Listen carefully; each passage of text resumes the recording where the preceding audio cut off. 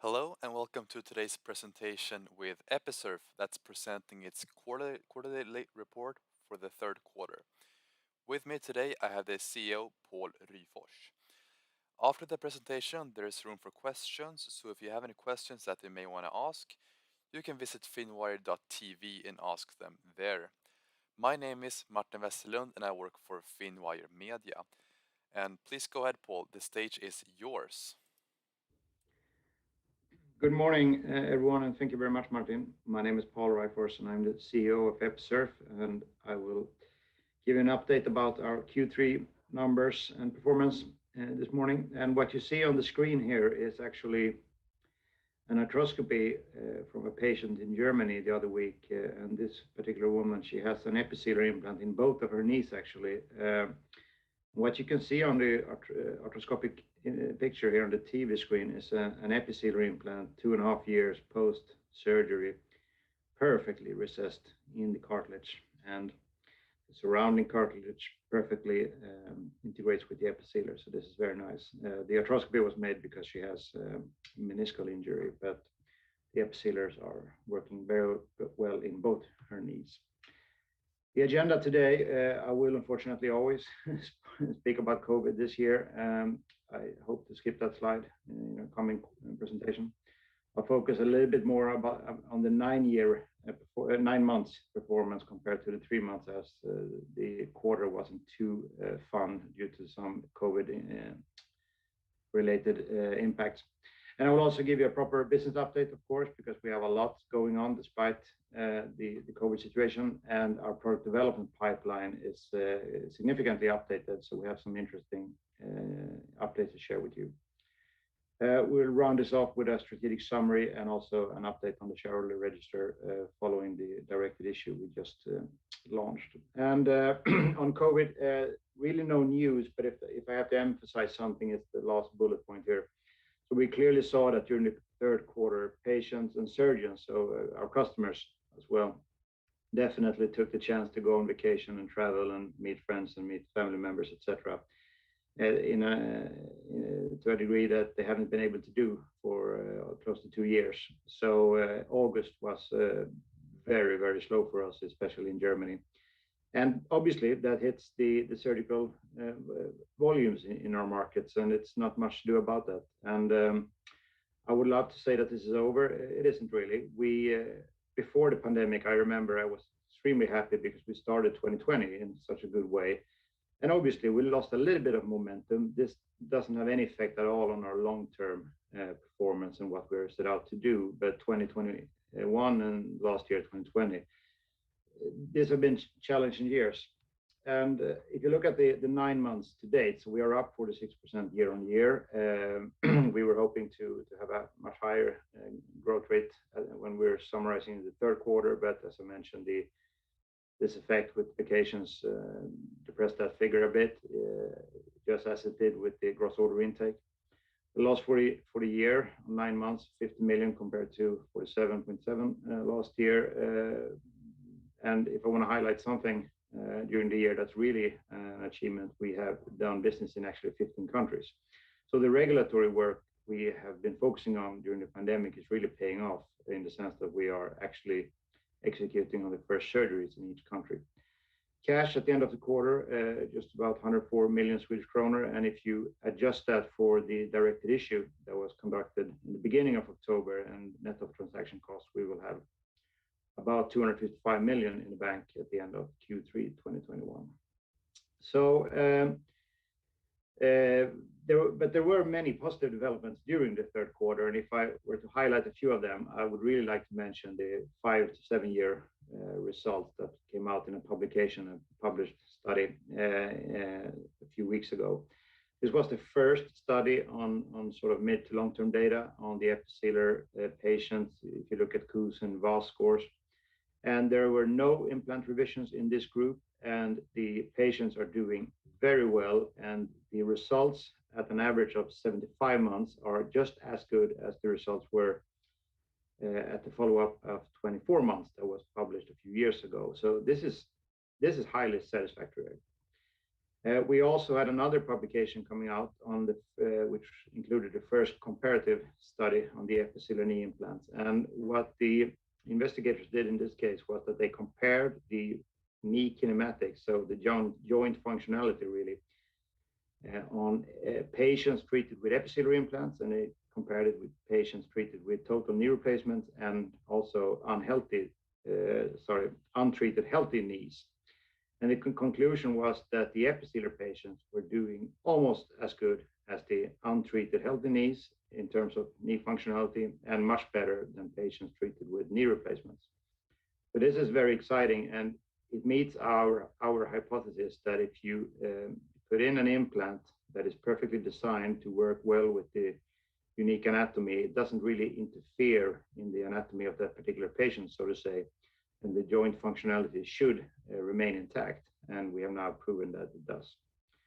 Another very interesting thing that happened during the third quarter was that we announced our intentions of launching an implant for the MTP-joint, that's the greater toe in the US market, and I have a specific slide on that later on.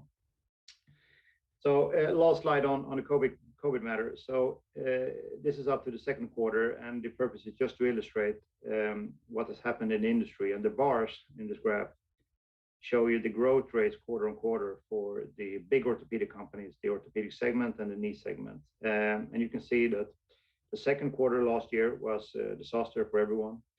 And they haven't really had any growth. They have negative growth rates essentially all quarters up to second quarter this year. And the blue line is Episurf and our sales figures. And you can see that we've been, of course, doing better than the industry, coming from much lower volumes in absolute figures, of course. But we've been doing okay during these difficult circumstances, and we had a nice bounce back in the second quarter.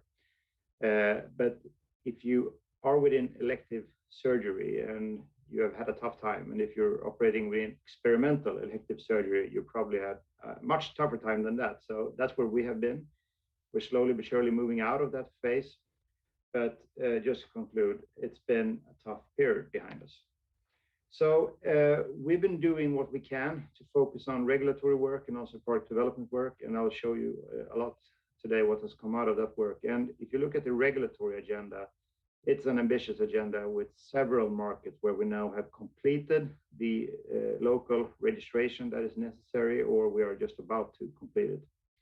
And we've also appointed a distributor in many of those countries, and we have full flexibility. We own the registrations, so we have flexibility in our business model.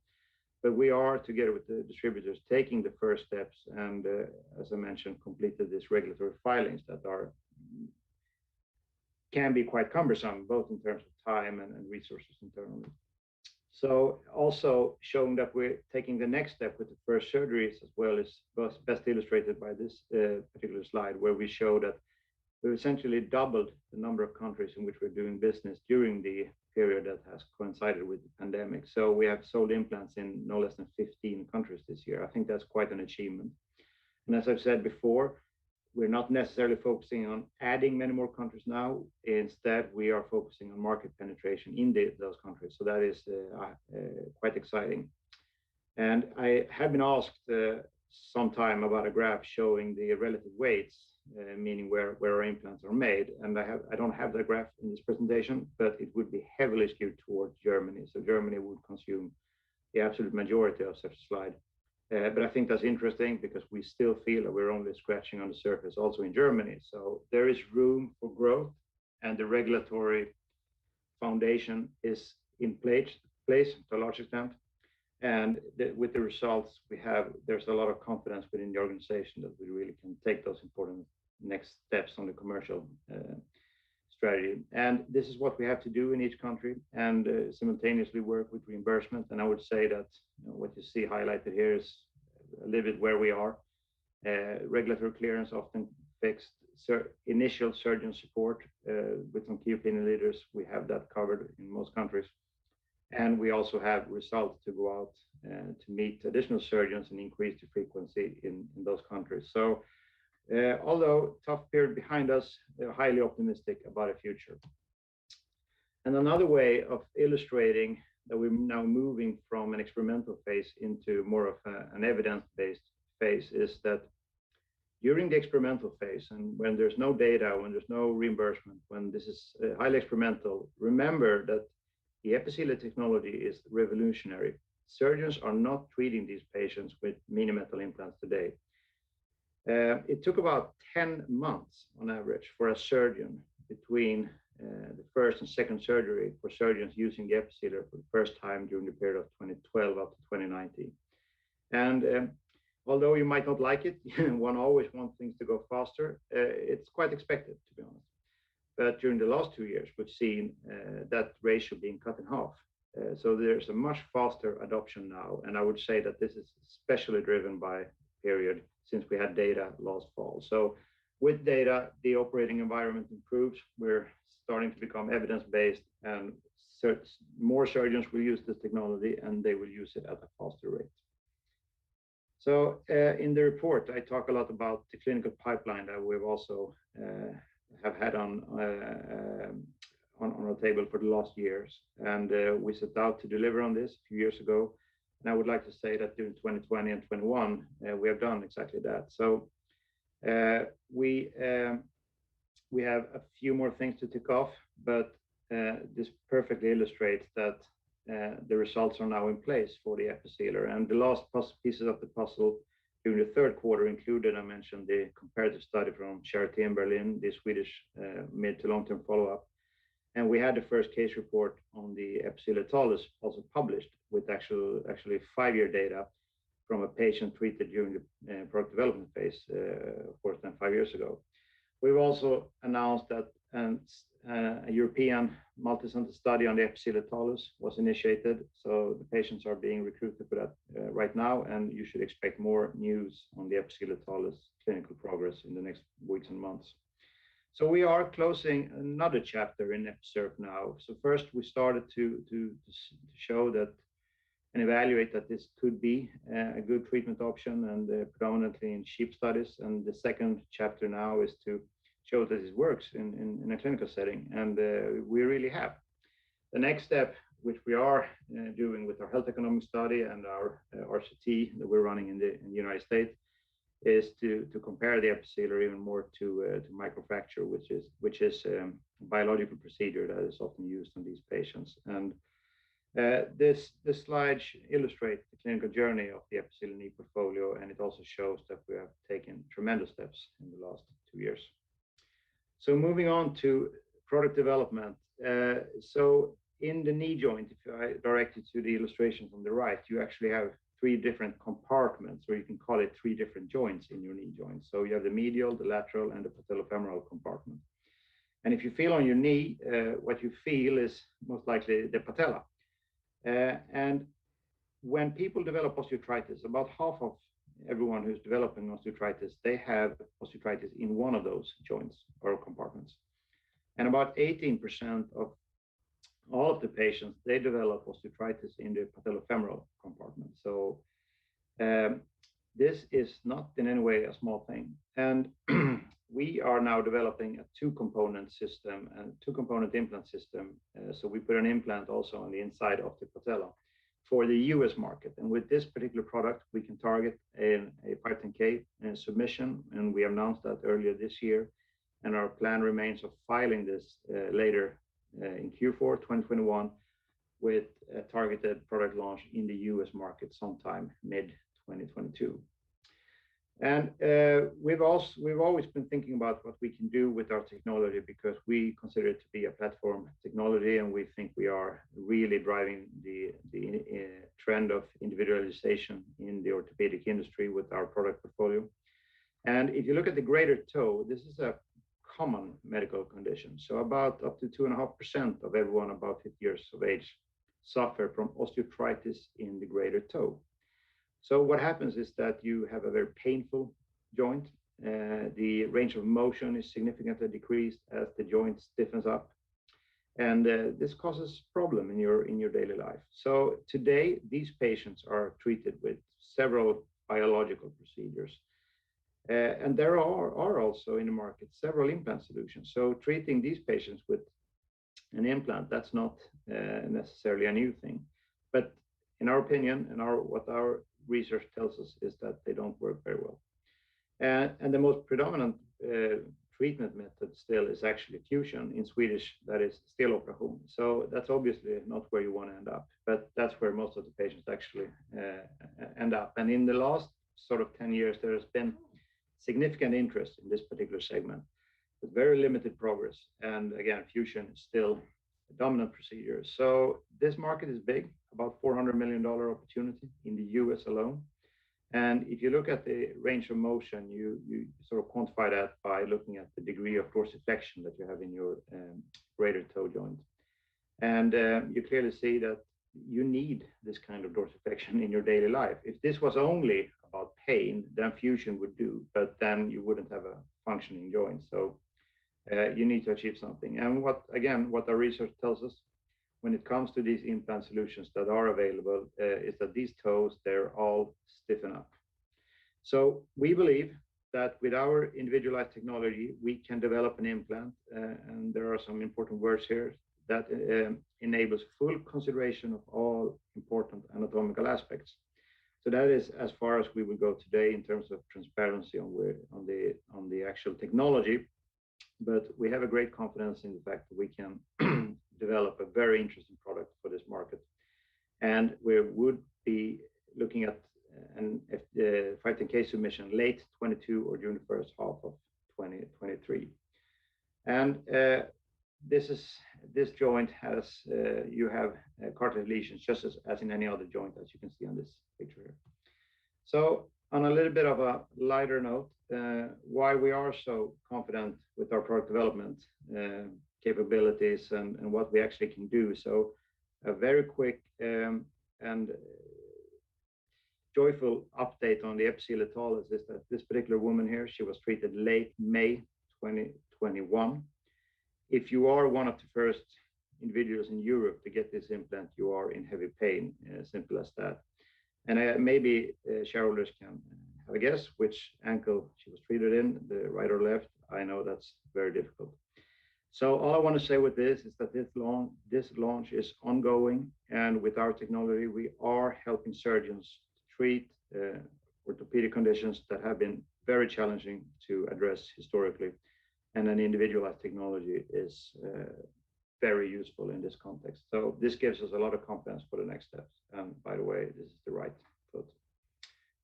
So the updated strategy and the focus areas going forward is based on several key activities, and they're all interesting. There are several milestones within each one of those. And if you look at the Episealer knee technology, when you look at Europe and rest of the world, where we are looking at some markets in the Middle East and Asia, it's about increased commercial focus now. And we are in a position to scale up commercial activities. We have to fix reimbursement. We have to work with product registrations. But if you look at the actual product, we have data to work with now, and we have a strong surgeon support out there. So there's a strong base. So I think we will see a lot of interesting activity in the next years. The Episealer knee for the US market, we're focusing on patient recruitment in the EPIC knee study. That is the study that will support the future PMA application. We have amended the clinical protocol together with the FDA, so that's done. We have hired specific capabilities in the US by the hiring of the president of Episurf Medical Inc. And we're likely to see an improvement in patient recruitment from an overall improvement in the COVID situation. So I think we've been very active on addressing this sort of standstill that we saw during COVID. So full focus on patient recruitment, and following the patient follow-up of 2 years, we can target a PMA process, hopefully late 24-25. When you look at the Episealer talus, the product launch continues, and a few studies are being conducted on the Episealer talus, and that's part of the focus for the coming years. But with this product, we are also eager to continue commercialize, because we have a very limited competition in this field and very strong key opinion leader support, and surgeons are asking for this type of product. So we think this will also help drive our numbers in the next years, in addition to the studies that are being conducted. The Episealer Patellofemoral System, we target filing, 15K filing late this year, followed by launch sometime mid next year, hopefully. And the Episealer MTP system, that's the greater toe implant. The timeline is about 1 year later than for the Episealer Patellofemoral System.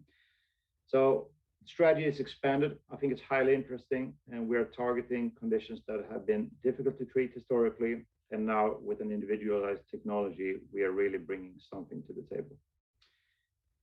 Moving into the shareholder list. So we have on this slide used the figures as of September 30th, and we have adjusted for the known numbers from the most recent directed issue.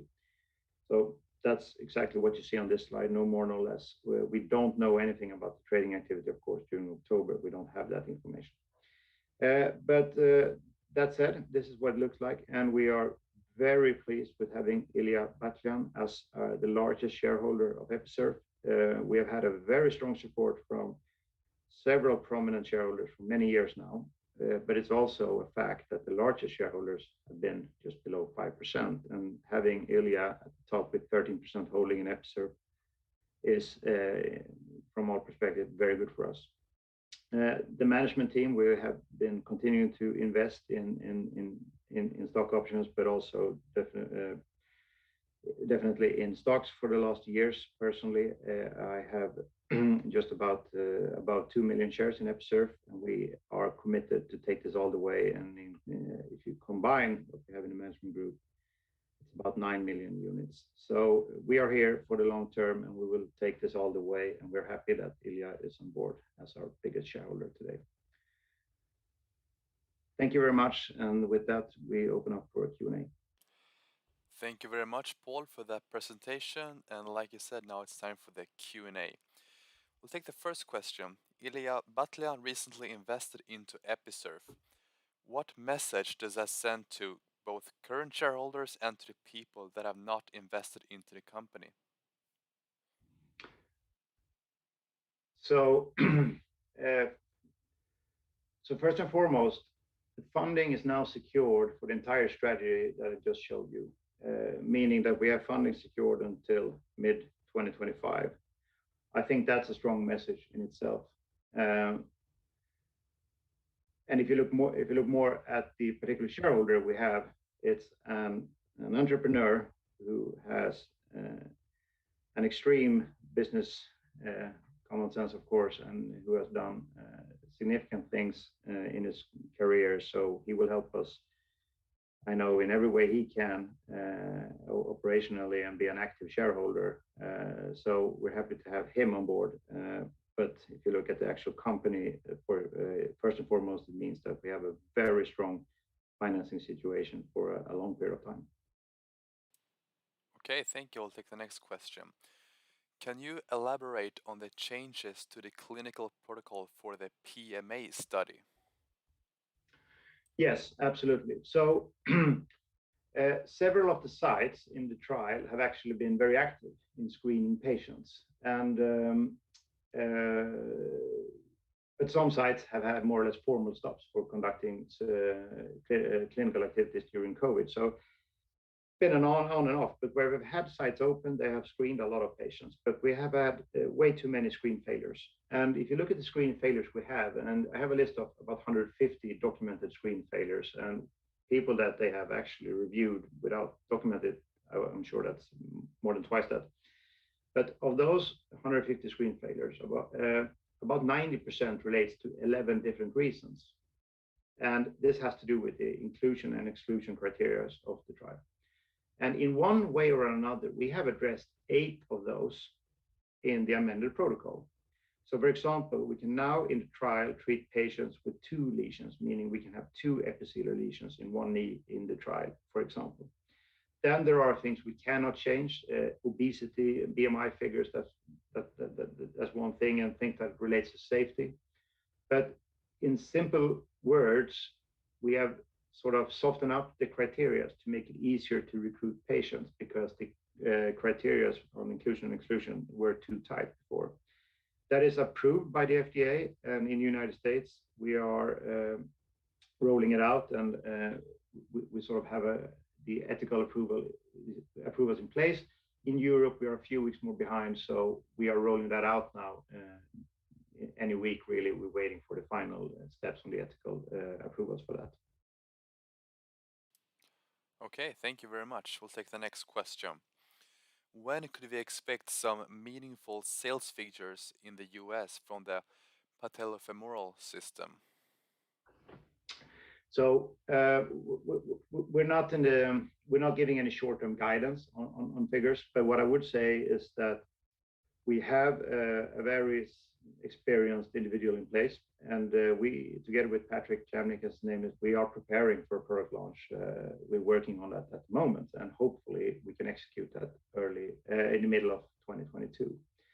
And what I would say is that when you, I can't say what the sales will be in month 1, 2, or 3, but we will obviously be very ambitious in generating sales quickly for this product. And why I say that is because what we do in Europe with the Episealer technology, we are creating a market. It's a difficult thing, but we have come a long way, and the most difficult parts are behind us. But we are, in doing that, we're changing the treatment algorithm for a surgeon. He or she, they're not using these kind of implants today. They have to rethink how they treat those patients. If you look at the 510K products we have for the US market, and this is a conscious decision, of course, because we felt that we needed to broaden the portfolio. We need to go to the US market faster, and we need products that are, in simple English, easier to sell. So what you're doing when you're doing a 510K route is that you're effectively saying to the FDA that we are not that unique because we can show equivalence to something else, fine. But the upside with that is that you're entering into market with existing reimbursement, existing payers, existing customers, and it much more comes down to a pros and cons discussion between product A versus product B. And in that discussion, we think we will come out very well, given the fact that the surgeon will still use our MRI-based pre-surgical analysis. It's an individualized system, and all the arguments are in place, so to say.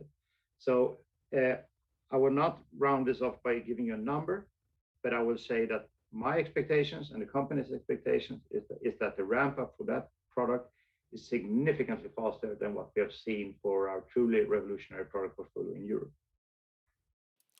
Thank you for that answer. We'll move over to the next question. And excuse me, let me add that the exact same reasoning goes for the Episealer system for the greater toe, the MTP-joint. Thank you. Sorry. No worries. Next question. Do you have any more jokers up the sleeve? An example, any other indications that you intend to develop Episealer for? No, we have a very creative team. I would say that, and by that also want to send a compliment to the team. Highly creative people. And the thing is that a few years ago, we had a lot of slides on platform technology and things that we were going to do in the future, et cetera, et cetera. But we decided to, at that point in time, to focus on what we had in the clinical pipeline. We had, I feel, and I believe the board feels, that we're now in a position where we can actually allow ourselves to think a little bit more creatively, because we know the technology works, and we look at this as a platform technology from which we can add different products. And there are orthopedic problems out there that are yet to be solved.